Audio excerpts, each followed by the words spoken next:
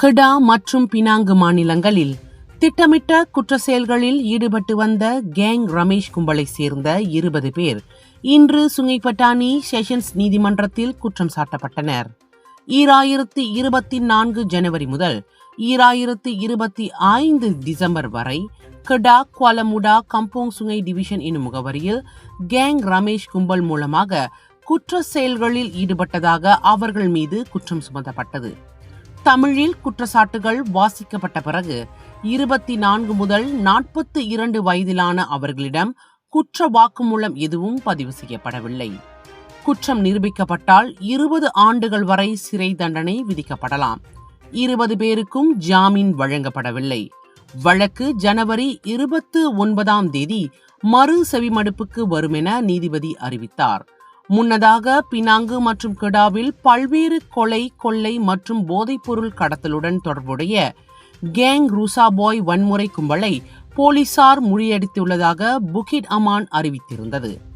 முன்பு கேங் 35 என அறியப்பட்ட அக்கும்பல் GR ரமேஷ் என்பவரின் தலைமையில் 2020 முதல் சுங்கைப்பட்டாணி, கூலிம் மற்றும் பினாங்கின் சில இடங்களில் செயல்பட்டு வந்துள்ளது. அனைவருக்குமே கொலை, கும்பலாக கொள்ளையிடுதல், சுடும் ஆயுதங்கள் பயன்படுத்தியது, மோசமான காயங்களை ஏற்படுத்தியது, போதைப் பொருள் கடத்தியது என பழைய குற்றப்பதிவுகள் இருப்பதாக புகிட் அமான் குற்றப்புலனாய்வு துறையின் இயக்குனர் டத்தோ M. குமார் கூறியிருந்தார்.